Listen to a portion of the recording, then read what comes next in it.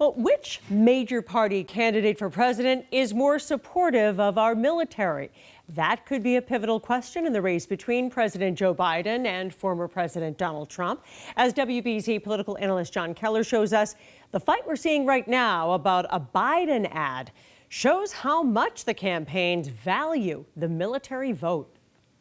I think it is a measure of a country's support for democratic values, that they honor those who've risked their lives and lost their lives. President Joe Biden paying tribute to America's war dead at a cemetery near Paris that then President Donald Trump famously declined to visit when he was nearby.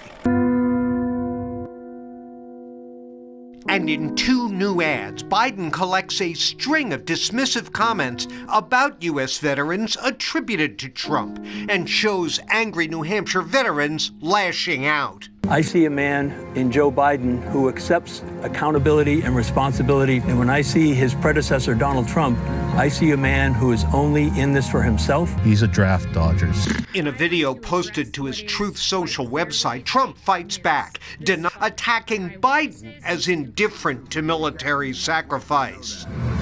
Just clap for that, you stupid bastard. And at a Las Vegas rally on Sunday, Trump specifically denied ever calling our war dead losers or suckers, asking the crowd, quote, unless you're a psycho or a crazy person or a very stupid person, who would say that, end quote.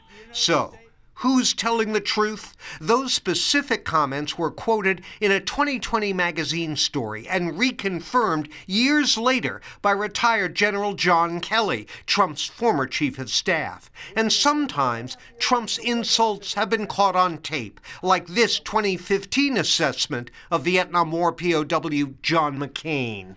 He's not a war hero. He's a war hero. He's a war hero. 5.5 years. He's a war hero because he was captured. I like people that weren't captured, okay? I hate to tell you. So, John, politically, how much does this matter, do you think?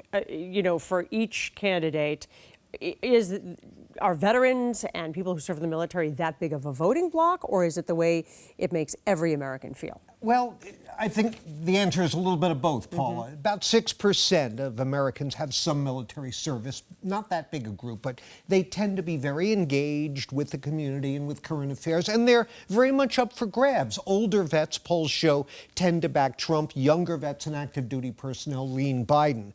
The Biden campaign clearly sees an opportunity there, especially since Trump continues to defend the January 6th mob and make other derogatory comments about military personnel. Just ask Nikki Haley about that. All right, John Keller, thank you.